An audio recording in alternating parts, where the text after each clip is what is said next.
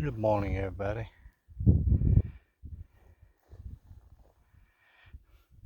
You can learn things by looking around at the ground and terrain and what wild animals have been digging up. There's a little something right there. Something was digging up. Also, found this piece of rock that got broke and sharp. If you want to process some meat, things like that, save your knife edge. Things like this can sure help you in a pinch. If you don't have an edge device, a knife or something, this right here could get you out of a pinch right there. So things always to look for, guys. Some more of that was dug up. It's like a bulb of some sort.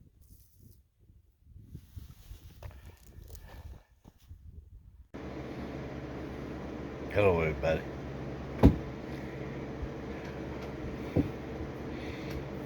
I was watching a movie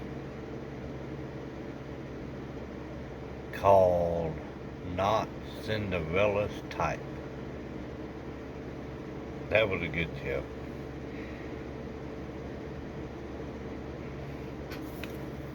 Videos, the little short video before this,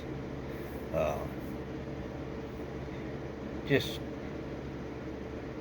some things, a couple little things to look for, if you're out camping or you're doing a bug out drill, just things to look for, signs to look for, things, that might help you, figure out, what was dug up. Probably not anything that I'd want to eat, unless I did some research on it. It could be edible, don't know. But the fact is, there's a critter running around digging this up. Might be dinner. You think about that. I look for signs all the time. I see deer. I see rabbits. Yeah, there's a rabbit that I could probably go pick up. It's a wild rabbit. Because, a lot of animals in certain areas are domesticated. They're used to humans being around. Parks and things like that, to where they're not a threat to them. So they're more prone to get up close and personal. Some cases you can actually feed them out of your hand. So, and Lord forbid it doesn't come down to the fact that, we have to take a life to survive, wild animal. Like I've said before, I'm sure it's been 20 years or better since I went hunting for birds. I mean, quail, dove, turkey. It's been a long, long time. And that one deer I got was a 10-point whitetail buck. Very, very nice rack. Dressed out 222 pounds. I'll never forget that. It was a good haul I just did what the red-blooded, redneck, whatever, you know, did. Went hunting, got my license, got my tags, set up deer stand, set up feeders, put out scent balls, got deer. But then I realized, I've got 2.5 freezers full of meat. Wild hog, quail, dove, turkey, duck, it was given to me. A wide variety.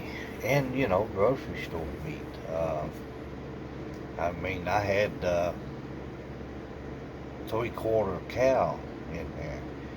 Work I did at different ranches and things like that. That's how we got paid. There was some cash here and there, but our pay was meat, processed meat. And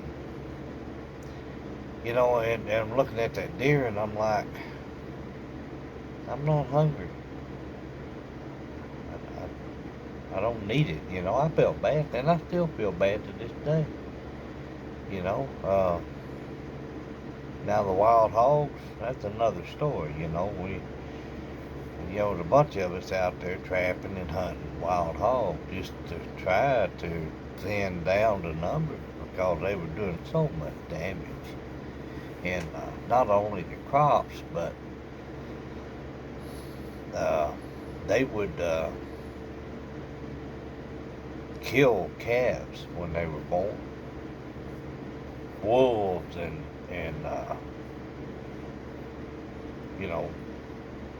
other wildlife would come around at the afterbirth of a newborn calf. And,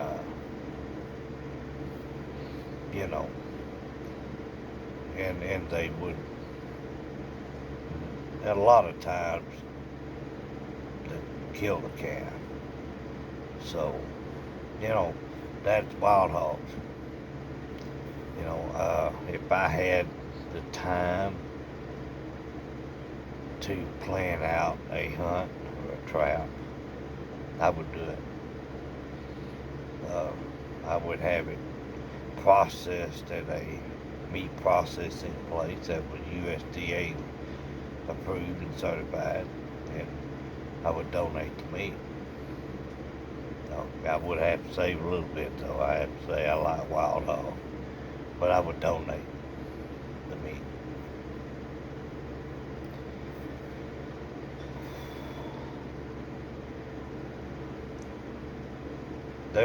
There's still a lot of wild hogs out there. That's a lot of meat. A lot of meat. So, in your plans, you got to plan, what do I have around me? What food do I have? What resources do I have? You got to plan that. And showing those 2 little short clips, something digging up.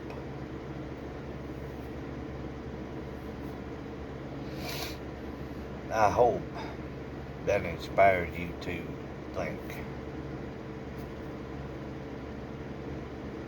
Step up your game if you need to step it up.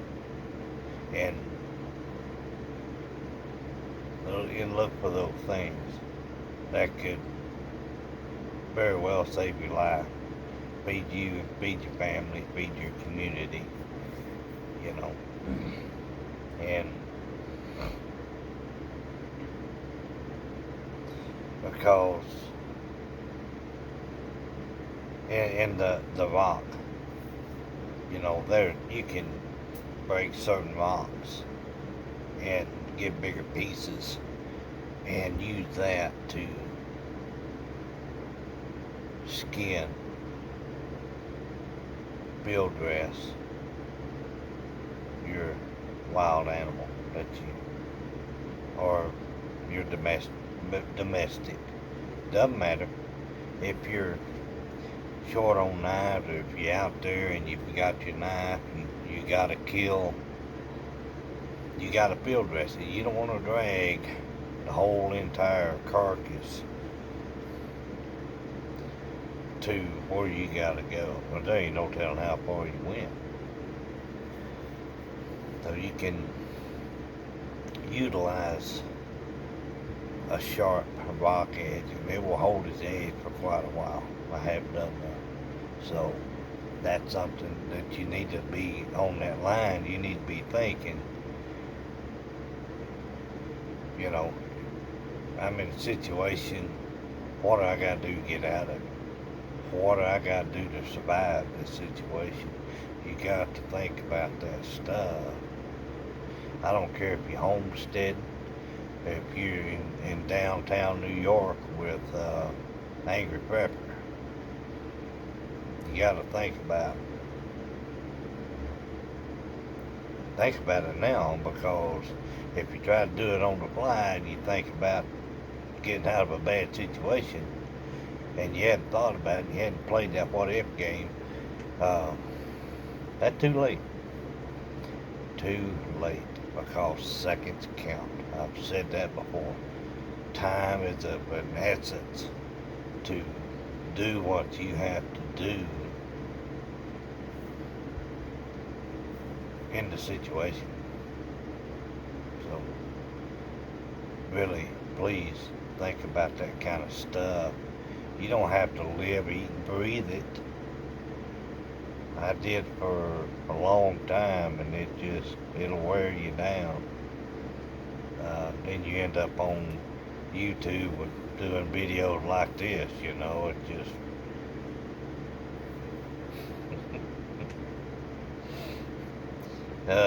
oh man. But, you know, think about that kind of stuff. And tune your senses in, and hey, you know, what is that, you know? Oh, that's pretty cool. Hey, there's a busted rock right there I can use for a knife or a sharp edge. It's already broke. I'm not gonna have to put no energy into trying to, you know, flint that. So, well, I mean, it don't take real long, you know. But if you happen to see something on the ground as you're going or coming, where you going, so that can be useful right there. I'm gonna hang on to that. But don't be like me. You pick up every freaking thing going up and down the road and trail or something, then you like got 100 pounds of stuff on your back and in your pockets. Yeah. My wife will attest to that. So, but there's some more things that you can use that'll make your life easier, that can probably extend the life of another tool that you have.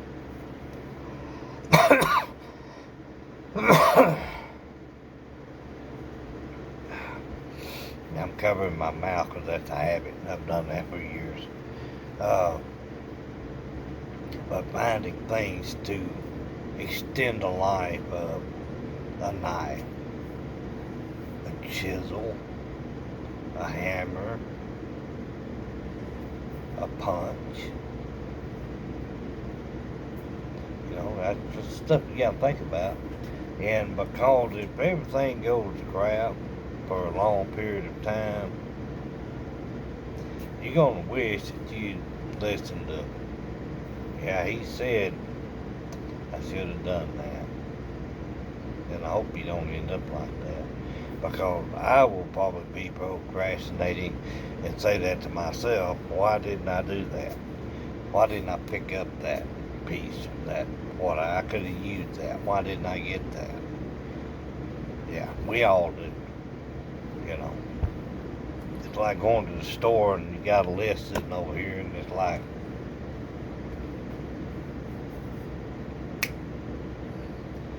and I guarantee you ain't gonna get everything on that list.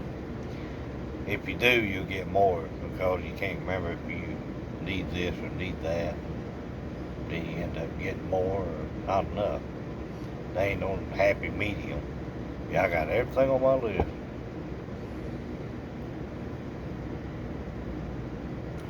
Actually, I did today. Because I had 3 things on the list. Bread and 2 TV dinners. And what did I get in the TV dinner? Fish sticks. Got 2 of them. And I ate both of them.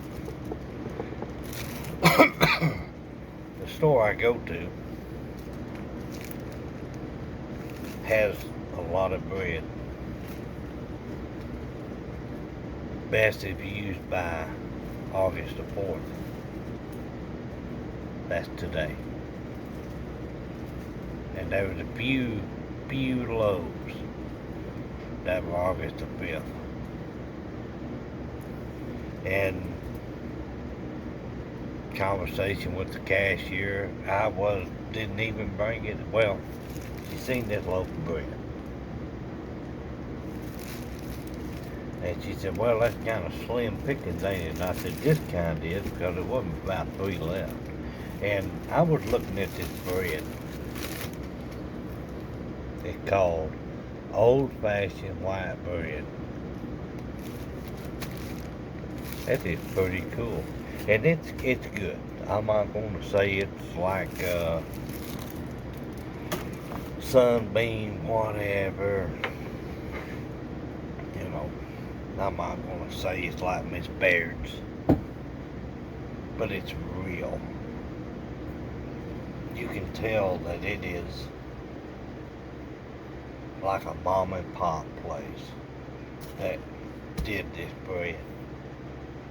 And that alone makes it good. And it is good. But yeah, I mean, it's not like these little thin slices that fall apart. Look at those slices. They're thick slices and they're real bread. I mean, it's good. But the story of the bread, I told her, I said, yeah.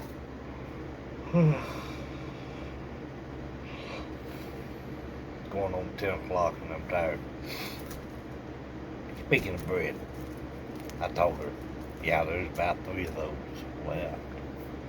I said, there's quite a few that expire today or Best Buy today or tomorrow.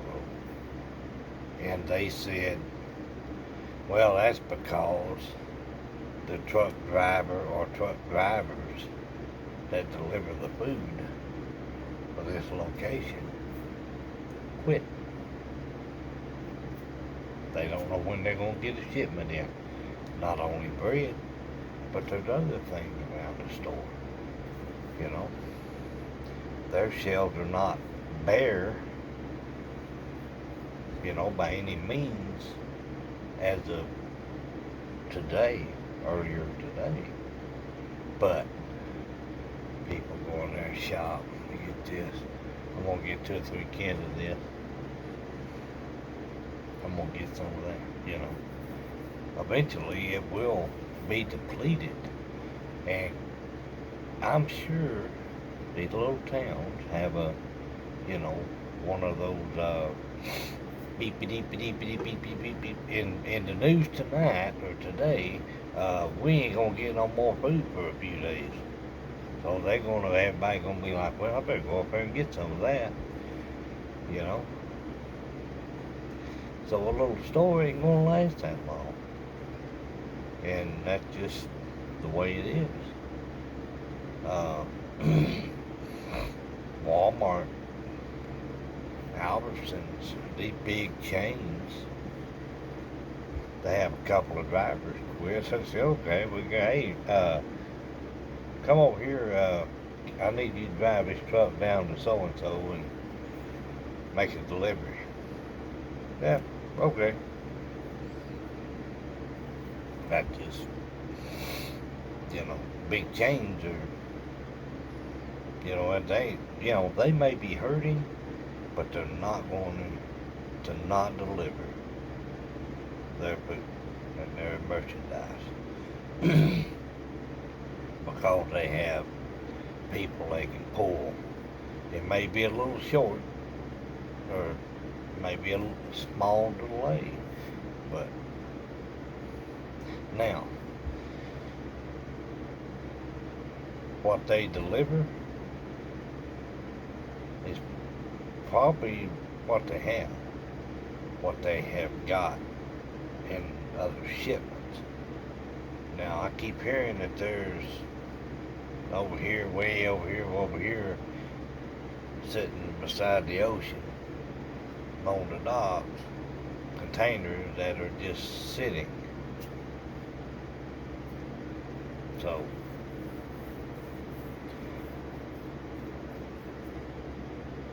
canning food and stuff, typically we have a lot of canneries here in the United States, and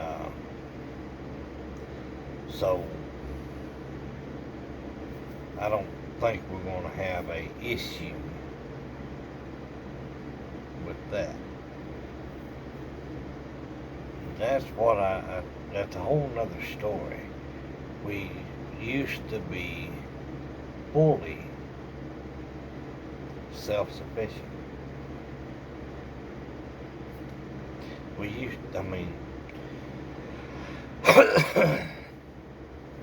And it wasn't that long ago. I mean, yeah, you still got your little toys and stuff, you know, maybe a little lead in there from other countries coming around. You got little gadgets and devices and pharmaceuticals, yeah, overseas. There are some labs here in the United States, but the magnitude of the orders and so on and so on, that I got a real good feeling that they can't keep up with what they have to produce overseas. I don't know if they still have, but I'm sure it's pretty close to sweatshops. You know, ages range from old enough to walk to using a cane or in a wheelchair. That's life over there. So, shipments.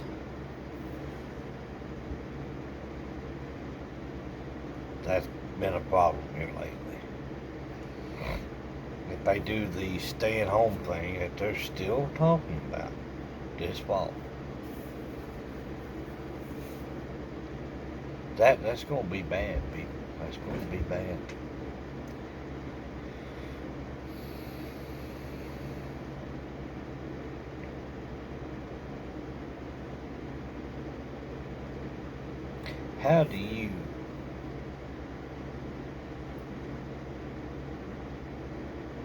How does the common person, your common Joe or Jane, deal with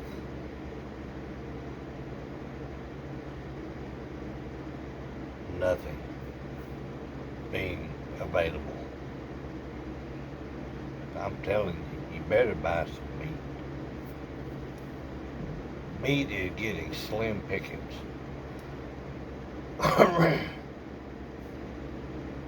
Excuse me. Across the United States. It is. I mean, I watch videos. I've seen some videos that, you know, I kind of question, you know. But then, see, if they show an old video a year ago or something, and they're just saying, oh man, we're going to die, we're gonna starve to death. There ain't no food in here. But then I see the price on some of that stuff. That's like from 2 years ago. Thank you. And you ain't gonna show me some meat about that price, and I'll order it. I'll have it shipped. Yeah, you ain't gonna find it for that price. You got like 2 or 3, 4 freaking T-bones for $40 now, $10 a piece, and they're not even a pound a piece.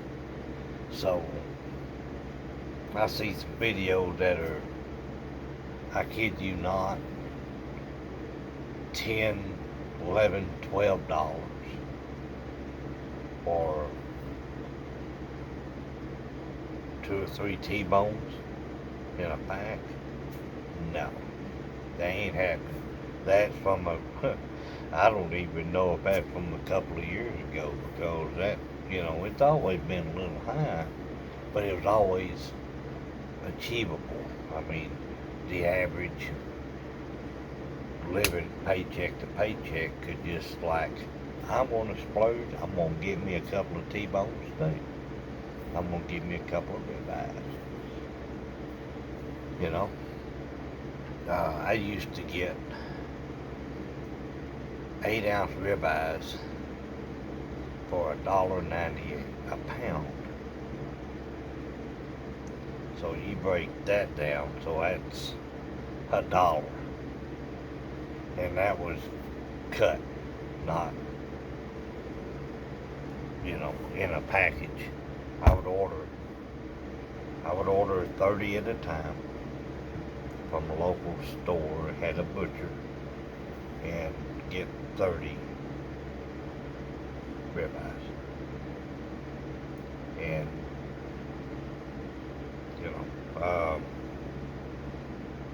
a few other little odds and ends with it. I might have spent a total of $40 for that and some spices and, a few other things. We had a good connection with the butcher and the store manager. Every Friday, I need da-da-da-da-da. There were always ribeyes. So they kept ribeyes on hand and they would cut them.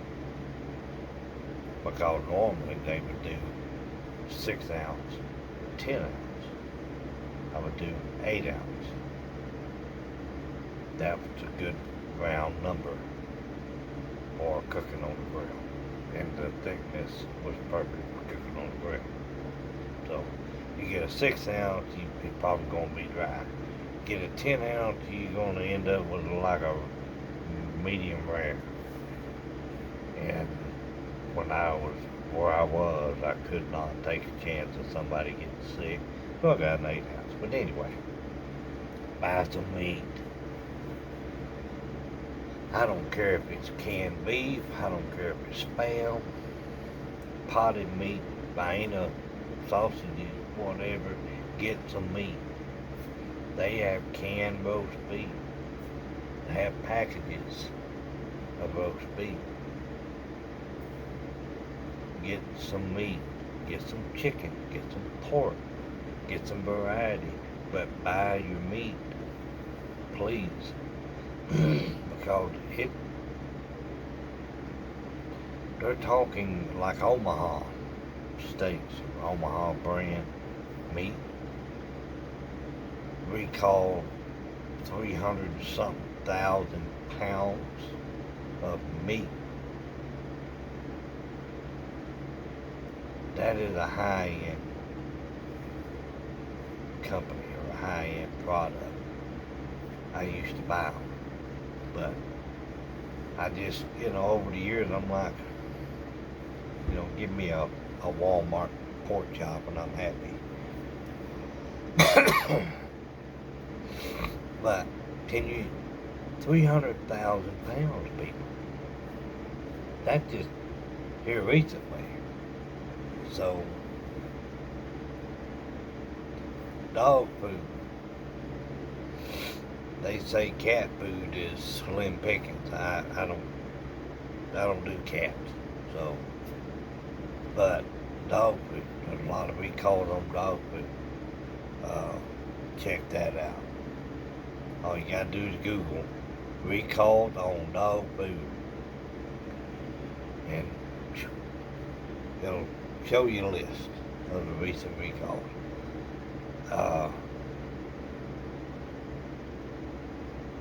Jen or Jenny, I can't remember her name. I apologize. I doubt she'll ever see this video. Homestead Corner. She's got some great info, people. Yeah, great info. Asymmetrical Prepper is back, and let's continue to pray for him and his family. But he's back.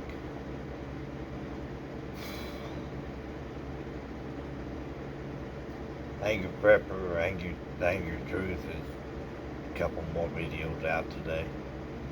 This is the 4th of August. Prepper Nation has got a good video, and I've seen one similar to it from somebody else. It's going to be a hard winter. And he's not talking about the weather, if you get my drift. Prepper Nation, John, check him out. What's that? Homestead Corner, check her out. This is Sea Life. That roof deal there. I tell you what, my hat's off to y'all. Y'all take care of business. And I wish I could fast forward some of my work. Do all this stuff. Y'all did a fast forward on there, and I'm like, oh, if I could move that fast, I'd get a lot of stuff done. But I know it's fast forward, but taking care of business like they did. They had a roof that was sagging. Get out there, use what you have, collect the things that you might need. They had some sheet metal, some tin roofing, and took care of business. Then, not tomorrow, next week, procrastination. Take care of business. Because I'm going to tell you, if we don't take care of business now, we're screwed. There ain't no nicer way to put it. Get your meat. Check your corn products. Corn is going to be scarce. Another hard freeze up in Brazil, so coffee beans and coffee is going to shoot up. Sugar cane, I think, also something like that to do with sugar, and some kind of fruit. I want to say maybe oranges or something in that line. I'd have to look it back up.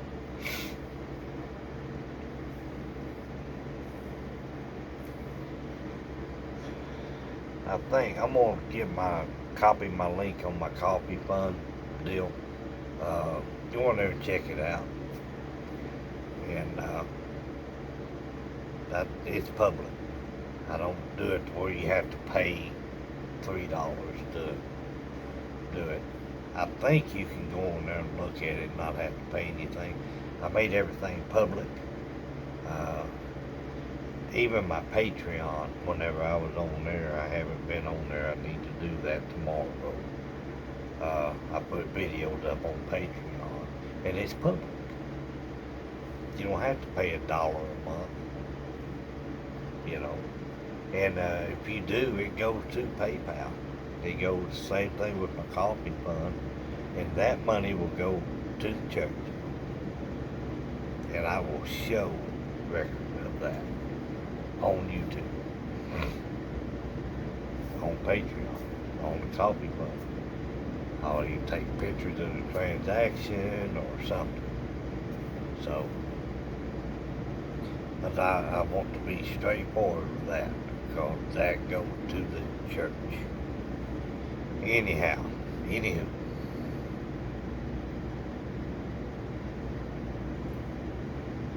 Stock up. Please, stock up. If you can get bottled water, gallon jug water, get it. If you can afford a Brita or big 100,000 gallon filtration deal, get it. I know they're high. I'm not gonna buy one. I've got several filters, inline filters. I've got Sawyer Minis, Squeeze. I've got two Brita water bottles that squeeze.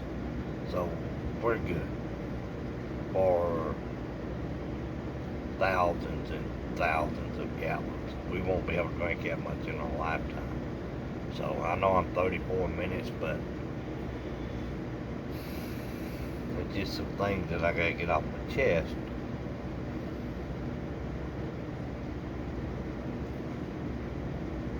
Most of the people that are subscribers, thank you each and every one. I think I'm still at 40. It's just like the neatest thing I've ever seen. I mean, how long have I been doing this? For years. And yeah, even I had that channel. It was Bug Out Basic, I think it was, or something.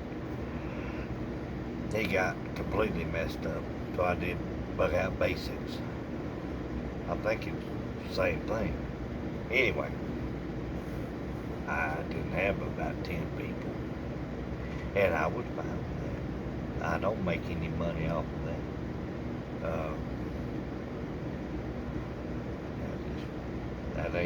I don't make a living at that. That's not my thing. I work and I make a living. And thank the good Lord, you know, a lot of us have a job now. So,